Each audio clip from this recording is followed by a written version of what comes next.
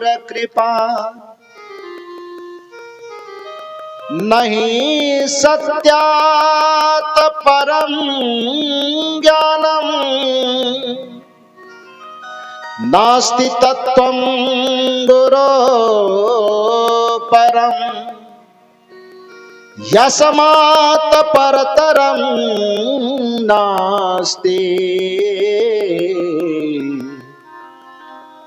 तस्मै श्री गुरुवे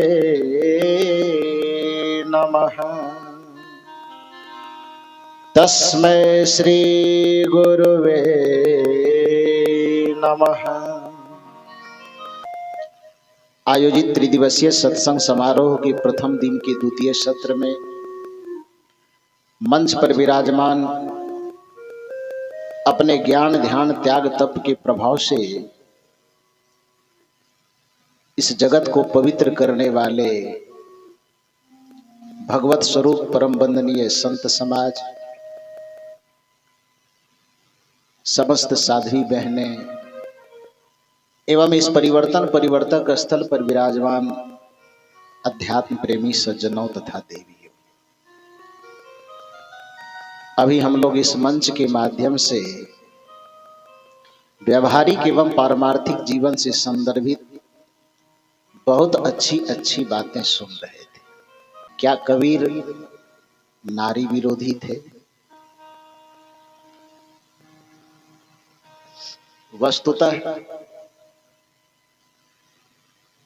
संत किसी के विरोधी नहीं होते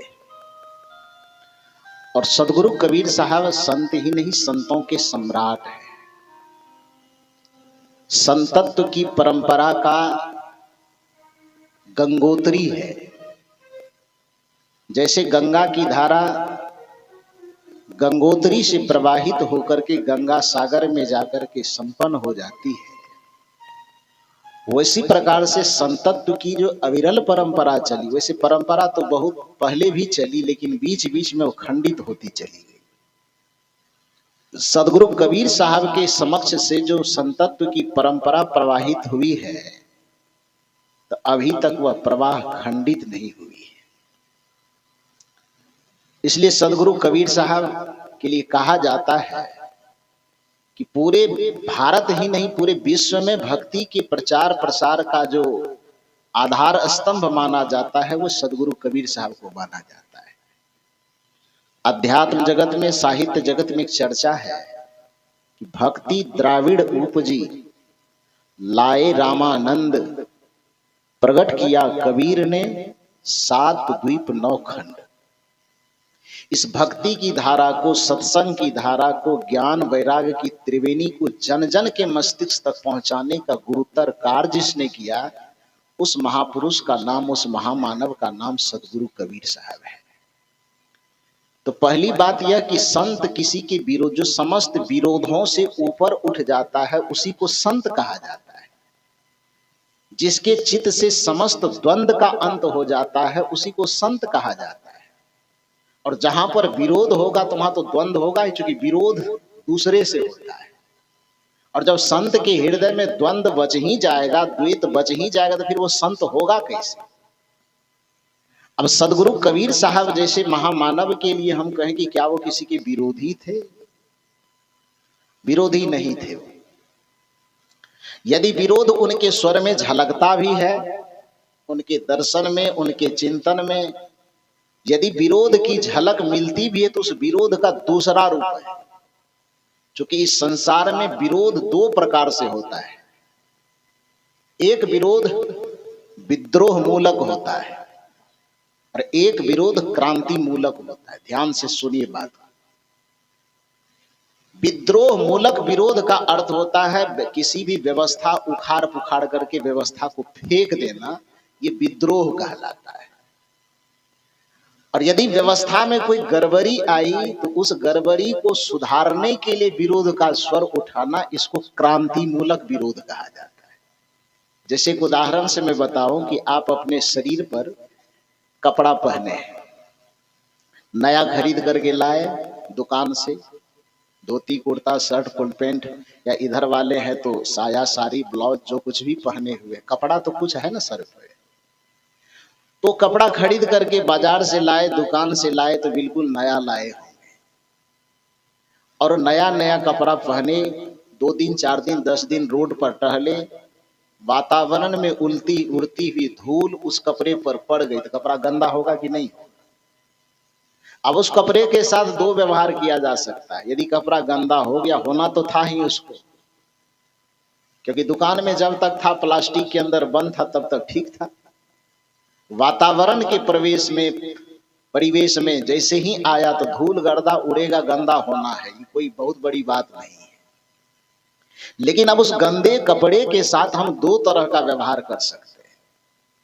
एक तो यह कर सकते हैं कि कपड़ा गंदा हो गया, अब गंदा कपड़ा को कौन पूछता है, इसको चीर फाड़ करके फेंक दिया जाए, दूसरा नया कपड़ा लाया जाए।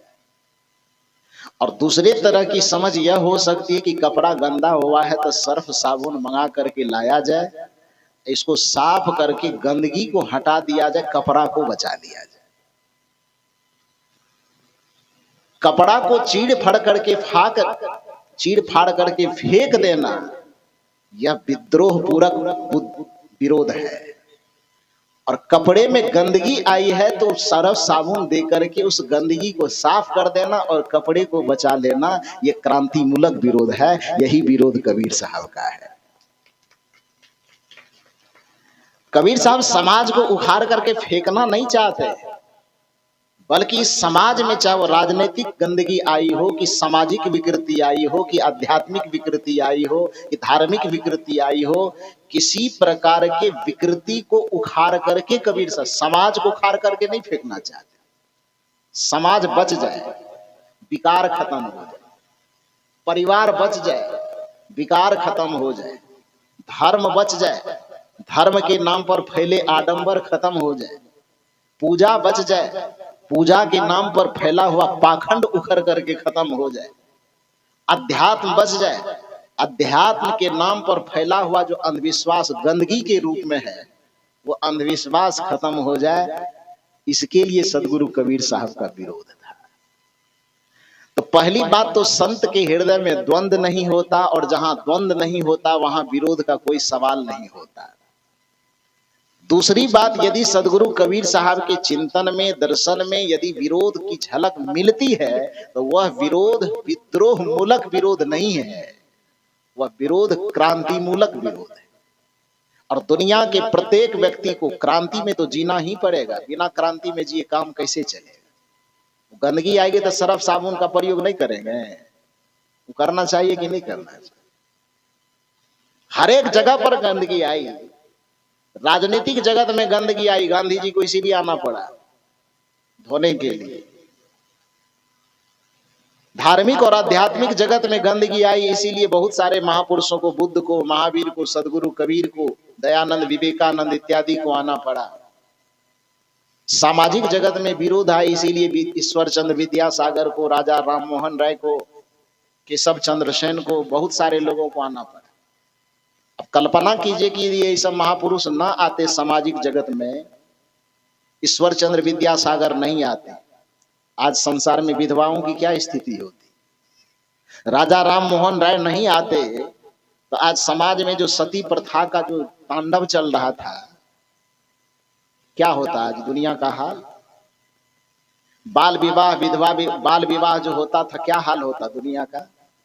तो समाज के अंदर जो विकृति थी, समाज के अंदर जो कुरीतियां थी, धर्म के नाम पे बाल विवाह भी धर्म के नाम पे होता था। विधवा का विवाह, पुनर्विवाह न हो, यह भी धर्म के ही नाम पे चल रहा था। किसी पुरुष के मर जाने पर उसकी पत्नी को जबरदस्ती पूरे समाज मिलकर लाठी से पीट पीट करके चिता पे लेटा दो, आग लगा दो, ये भी धर्म के नाम पे ही हो रहा था। तो इस विकृति का विरोध नहीं होना चाहिए, होना चाहिए कि नहीं होना चाहिए। इस विरोध को विद्रोह मूलक विरोध नहीं कहा जाता, इसको क्रांति मूलक विरोध कहा जाता है। सदगुरु कबीर साहब जब धराधाम पर आए तो देखा कि एक आदमी, मनुष्य दोनों बराबर है, लेकिन एक आदमी अहंकार के चोटी पर नाच रहा है तो दूसरे को हीनता की खाई में जूते से आदमी रगड़ रहा था। किसी को ब्राह्मण कह करके कि वो ब्राह्मण के घर में जन्म ले लिया है तो वो बहुत अपने आप को पूजिए, विप्रशील गुणहीन, शील से गुण से हीन हो, वो लतखोर हो, जुतखोर हो, मांस मछली अंडा दिन रात चबाता हो, पान शिखर गुटखा मुंह में एकदम रगड़ते रहता हो, फिर भी उसकी पूजा करो क्योंकि उस घर में जन्म लिया है। कबीर साहब ने कहा नहीं भाई, ये स्वीकार नहीं। यदि आप पंडित हैं तो आपका आदर करूंगा। कबीर साहब ने पंडितों का विरोध नहीं किया। यदि विरोध से सिर्फ विरोध को देखा जाए तो सदगुरु कबीर साहब के वाणी को पढ़िए कि पंडित से बोलिए हितकारी, अब मूर्ख से रहिए झकमारी। कोई पंडित मिल जाए, कोई ज्ञानी मिल जाए तो उसके हितकारी बात बोलिए, प्रेम पूर्वक बोलिए। अब मूर्ख मिले तो झकमारी, वहां चुपचाप बैठे रहिए। ये पंडित का विरोध है कि आदर है। पोथी पढ़ी पढ़ी जगमुआ, पंडित भया न कोई, ढाई आखर प्रेम का पढ़े सो पंडित होए। ये पंडित का विरोध है कि ये समर्थन है? कि पंडित का विरोध है कि आदर है? ये आदर है ना।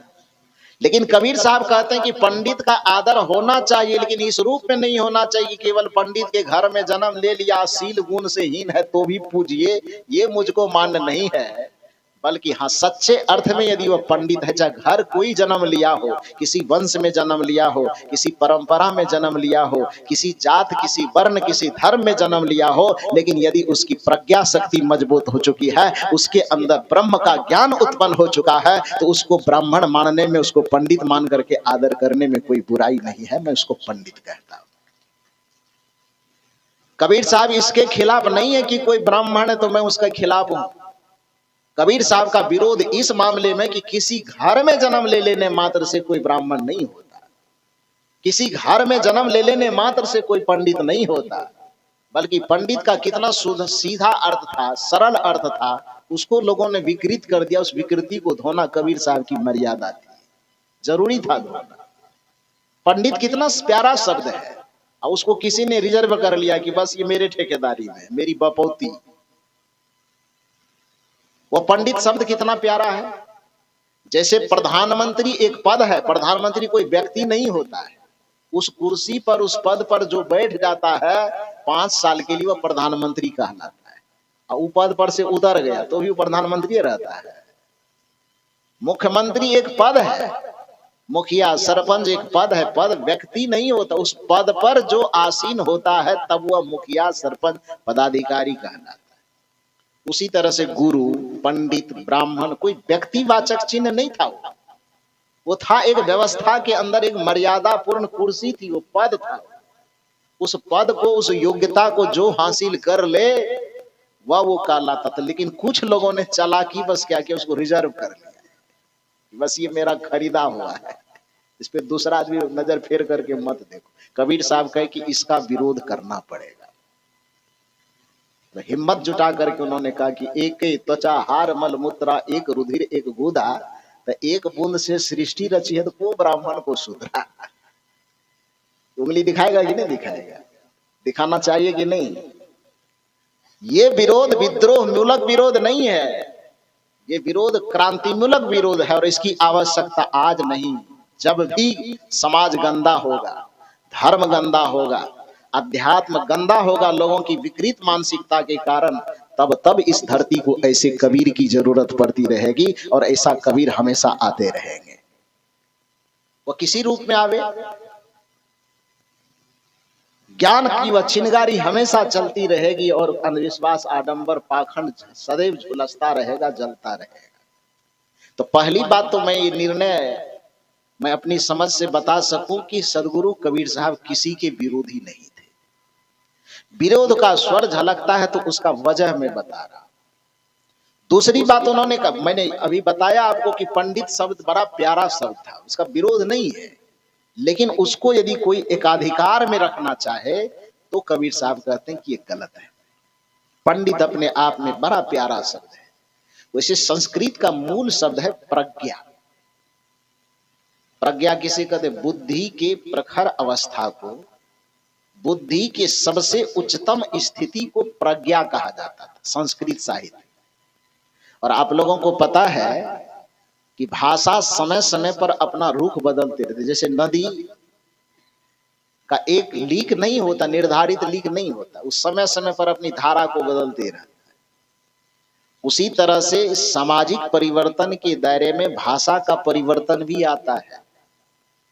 जैसे समाज के चिंतन में, उसके सोचने विचारने बोलने की दशा दिशा में बदलाव आता है, उसी तरह से भाषा भी समय समय पर अपना रूप बदल देता है।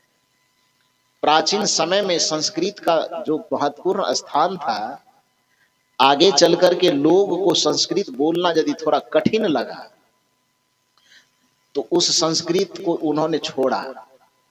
और खास करके जिस समय भगवान बुद्ध आए, भगवान बुद्ध ने उसको उस समय की लोक भाषा दिया, लोगों के समक्ष प्रस्तुत किया, जिस भाषा को कहा जाता है पाली भाषा।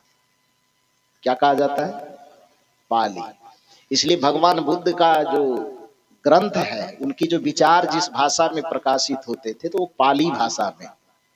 उनका जो प्रमुख ग्रंथ है धम्मपद, वो पाली भाषा में ही लिखित और संग्रहित है। वैसे धम्मपद कोई मूल ग्रंथ नहीं, मूल ग्रंथ है त्रिपिटक। जैसे महाभारत मूल ग्रंथ है और उस महाभारत के अंदर से गीता को निकाला गया अलग से, लोगों को मतलब ज्ञान थोड़ा सा अच्छी बात, अच्छी क्वालिटी वाला चीज था तो उसको अलग से संग्रहित करके प्रकाशित कर दिया गया। गीता मूल रूप से महाभारत का हिस्सा है। उसी तरह से भगवान बुद्ध के समस्त चिंतन और दर्शन का जो संग्रह है उसको कहा जाता है त्रिपिटक। और उसी त्रिपिटक के अंदर से गीता के जैसे जो गूढ़ ज्ञान से भरा हुआ चीज है वह धम्मपद है, उस धम्मपद को निकाला गया। तो पूरा त्रिपिटक, पूरा धम्मपद कौन भाषा में है? पाली भाषा में। संस्कृत से पाली, पाली से फिर प्राकृत, प्राकृत से अपभ्रंश, उसी अपभ्रंश से फिर अवधि, फिर ब्रज भाषा होते हुए फिर हम लोग कहाँ तक? हिंदी तक। अभी जो खड़ी बोली में हिंदी बोल रहे हैं, भारतेंदु हरिश्चंद्र की कृपा से खड़ी बोली आज हम लोगों के सामने आ पाई। तो जिसको शुद्ध संस्कृत में प्रज्ञा कहा जाता था, भगवान बुद्ध का जब वर्चस्व आया और पाली भाषा का बोलबाला हुआ, वही प्रज्ञा बदल करके हो गया पंजा। क्या हो गया? पंजा। संस्कृत का शुद्ध शब्द प्रज्ञा, पाली भाषा में आते आते हो गया पंजा। और आगे चल करके प्राकृत होते हुए जब वही अपभ्रंश में आया तो अपभ्रंश में उसी को कहा जाने लगा पंडा। शब्द वही है, केवल परिवर्तन होता चला गया। संस्कृत के मूल रूप में वह प्रज्ञा था, जो बुद्धि का प्रखर रूप है, जो बुद्धि की सबसे हाई क्वालिटी स्टेज है, उसको कहा जाता है प्रज्ञा शक्ति। जिसको महर्षि चाणक्य ने बड़ा सुंदर का, कबीर साहब उसको विवेक कहते हैं, चाणक्य उसको प्रज्ञा कहते। यस्य प्रज्ञा स्वयं नास्ति शास्त्रं तस्य करोति किम, लोचनाभ्यां विहीनस्य दर्पणं किं करिष्यति।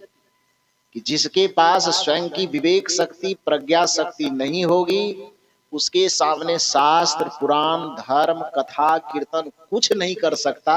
क्योंकि जिसके पास खुद की आंख नहीं होगी, उसके सामने हजारों आईने लगा दिया जाए फिर भी उसको अपने चेहरा का ज्ञान कैसे हो सकता है?